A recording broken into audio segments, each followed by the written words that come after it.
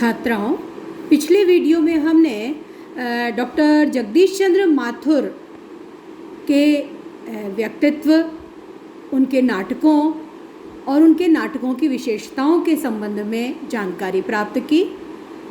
इस चर्चा को आगे बढ़ाते हुए हम उनके द्वारा रचित नाटक कोणार्क का अध्ययन प्रारंभ करते हैं, जो कि आपके द्वितीय प्रश्न पत्र के पाठ्यक्रम में आपको पढ़ना है। तो कोणार्क नाटक प्रारंभ करने से पहले हम कोणार्क के संदर्भ में प्रसिद्ध कवि सुमित्रानंदन पंत के शब्दों को पढ़ें और उसके माध्यम से उसे समझने का प्रयास करें तो अधिक अच्छा होगा। सुमित्रानंदन पंत कोणार्क के संबंध में कहते हैं, कोणार्क उनकी अत्यंत सफल कृति है। हिंदी में नाट्य कला की ऐसी सर्वांग पूर्ण सृष्टि मुझे अन्यत्र देखने को नहीं मिली। इसमें आप देखिए सुमित्रानंदन पंत का जो कथन है वे स्पष्टतः कह रहे हैं कि उनकी एक सफल कृति है और नाट्य कला की दृष्टि से, यानी न केवल उसके कथानक, न केवल उसकी कथा, बल्कि उसकी रंगमंचीय प्रस्तुति की दृष्टि से, नाट्य कला की दृष्टि से एक सर्वांगपूर्ण रचना है और ऐसी रचना अन्यत्र देखने को नहीं मिली। इसमें प्राचीन नवीन नाट्य कला का अत्यंत मनोरम सामंजस्य है। विषय निर्वाचन, कथा वस्तु, क्रम विकास, संवाद, ध्वनि, मितव्ययिता आदि सभी दृष्टियों से कोणार्क अद्भुत, सुथरी, संतुलित कलाकृति है। हर दृष्टि से, चाहे उसका कथानक हो, उसका विषय का चयन हो, चाहे कथानक का क्रम से विकास देखना हो, चाहे उसके संवाद देखने हो, ध्वनिगत प्रयोग हो, हर दृष्टि से, हर नाटकीय दृष्टि से यह एक सफल कृति है, एक संतुलित रचना है, ऐसा कवि सुमित्रानंदन पंत का मानना है।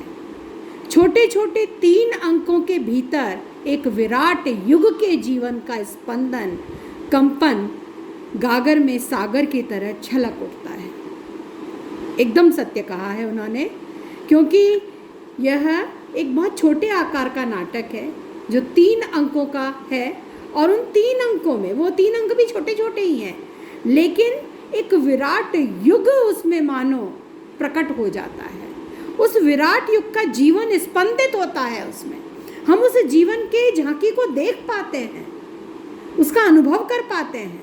उसका स्पंदन, कंपन, जैसे गागर में सागर भर दिया हो, वैसे थोड़े से में, छोटे से आकार के इस नाटक में लेखक ने उस विशाल जीवन को, एक पूरे युग बोध को मानो प्रस्तुत कर दिया है।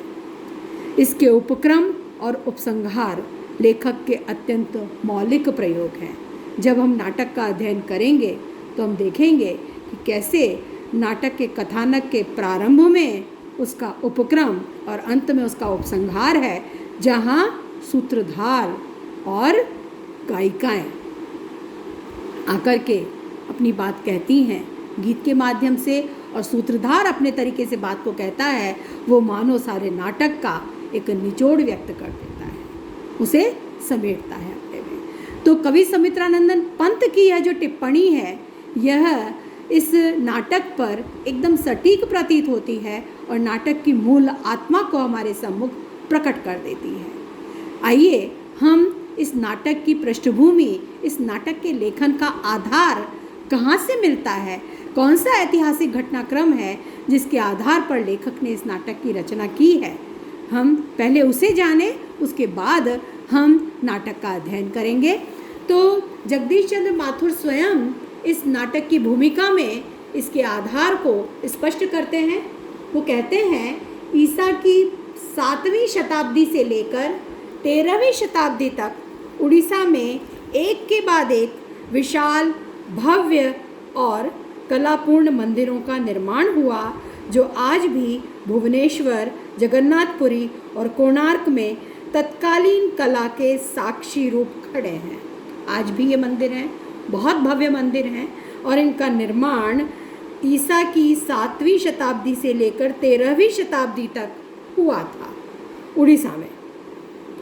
इनमें से सर्वश्रेष्ठ मंदिर सूर्य देवता का देवालय कोणार्क में स्थित है। कोणार्क के देवालय के विषय में कतिपय ऐतिहासिक तथ्य विचारणीय है। एक तो यह कि मध्यकालीन उड़ीसा के मंदिरों की परंपरा में यह अंतिम भवन है, क्योंकि इसके बाद ऐसे मंदिरों का निर्माण उड़ीसा में फिर नहीं हुआ। तो अंतिम मंदिर, और वह भी भग्नावस्था में पड़ा हुआ है, विध्वंस हो चुका है उसका। इसके बाद न जाने कैसे और क्यों उड़ीसा में उस कोटि और शैली के मंदिरों का बनना ही बंद हो गया और मानो शिल्पियों के कुल ही तिरोहित हो गए। क्या अब शिल्पी नहीं रहे थे जो इस प्रकार के मंदिर बना पाते? दूसरे, उस परंपरा के मंदिरों में स्थापत्य कल्पना और कला की त्रिविधता में यह मंदिर पराकाष्ठा का द्योतक है। यदि हम इन मंदिरों को शिल्पकला, स्थापत्य और कल्पना के संयोग को देखने का प्रयास करें, कला, स्थापत्य और कल्पना का अद्भुत सामंजस्य, अद्भुत संयोग हमें इसमें देखने को मिलता है और वो अपनी पराकाष्ठा पर, चरम पर मिलता है। हम उन सभी मंदिरों को देखें तो सर्वाधिक सुंदर स्थापत्य, कला और शिल्प का जो संयोजन है वो हम कोणार्क मंदिर में देख पाते हैं, ऐसा लेखक का मानना है।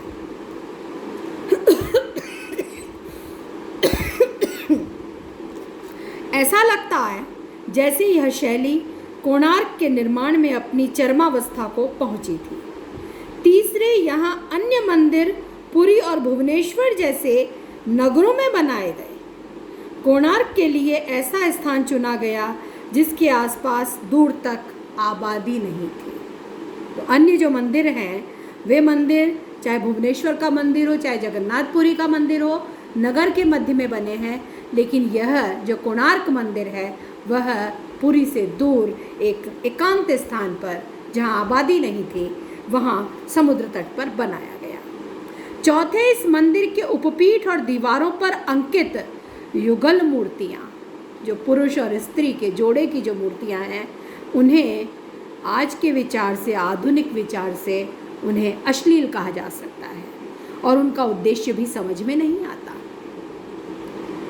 पांचवी और अत्यंत महत्वपूर्ण बात यह है कि मध्यकालीन उड़ीसा का अन्य कोई मंदिर इस प्रकार से खंडित और भग्नावस्था में नहीं है। चाहे भुवनेश्वर मंदिर देखें, चाहे जगन्नाथपुरी मंदिर देखें, वो दोनों मंदिर पूरी तरह अपनी निर्मित पूर्ण अवस्था में हमें मिलते हैं, लेकिन कोणार्क मंदिर भग्नावस्था में है। अन्य कोई मंदिर इस प्रकार से भग्नावस्था में हमें नहीं मिलता। ये भी एक रहस्यपूर्ण बात है जो आकर्षित करती है।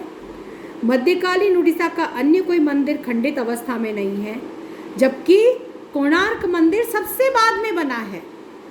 भुवनेश्वर और पुरी के मंदिर कोणार्क मंदिर से पूर्व के बने हुए हैं, लेकिन फिर भी इसका ध्वंस हुआ, इसका विध्वंस हुआ तो क्यों हुआ?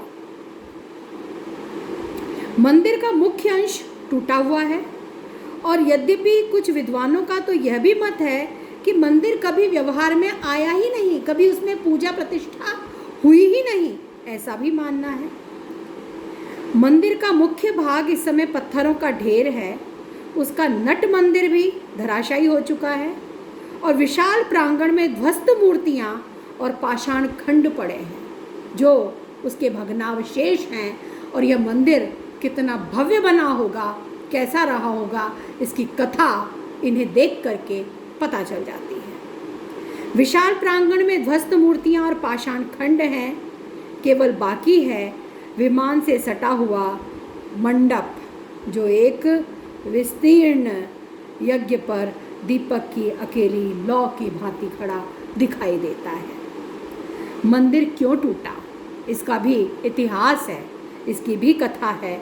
इस विषय में उड़ीसा में एक किंवदंती प्रचलित है, यानी इतिहास और इसके साथ ही जो किंवदंतियाँ प्रचलित हो जाती हैं इस स्थान पर, किसी भी घटना के संबंध में, किसी भी जो मंदिर के भग्नावशेष हैं तो उसके संबंध में भी किंवदंतियाँ प्रचलित हैं, अनेक कथाएं प्रचलित हैं, तो उनका प्रयोग करते हुए लेखक ने इसकी रचना की है। तो उड़ीसा में एक किंवदंती प्रचलित है जिसे अंशतः मैंने अपने नाटक का आधार बनाया है।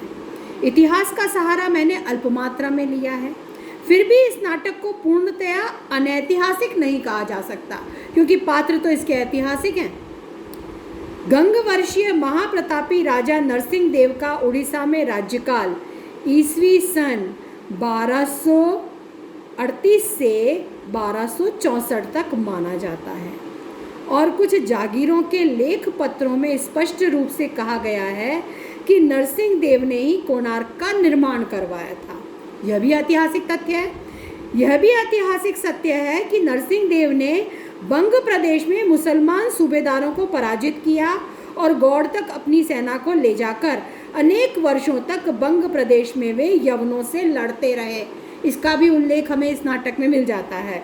नरसिंह देव के दरबार के प्रसिद्ध कवि विश्वनाथ, जो साहित्य दर्पण के रचयिता थे, ने अपनी अलंकार शास्त्र की पुस्तक एकावली में नरसिंह देव को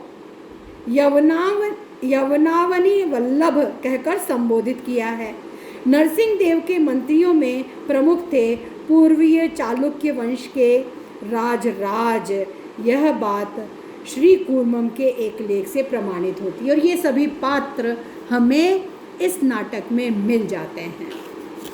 यहाँ पर इन ऐतिहासिक पात्रों और मंदिर के भग्न होने से जुड़ी हुई किंवदंतियों के आधार पर विशु, जो इसका निर्माता है, रचयिता है, धर्मपद जो कि युवा वर्ग का प्रतिनिधित्व करता है, और अन्य शिल्पी और नर्तक सौम्यदत्त के माध्यम से लेखक ने इस पूरे नाटक का ताना बाना बुना है, जिसमें इतिहास भी है, किंवदंतियाँ भी हैं, ऐतिहासिक षड्यंत्र भी है, सारा राजनीतिक कुचक्र भी है, और उन सब के बीच कलाकार शिल्पी की सृजन चेतना है, उनकी पीड़ा भी है, उनके द्वंद्व भी हैं। वो सब बड़ी खूबसूरती के साथ इस नाटक में उभारे गए हैं। तो पूरे द्वंद्व, संघर्ष और उसकी पीड़ा को व्यक्त करने वाला यह नाटक, हम आगे इसका अध्ययन करेंगे। अभी आज इतना ही। नाटक की जो आधार भूमि है उसे हमने समझने का प्रयास किया।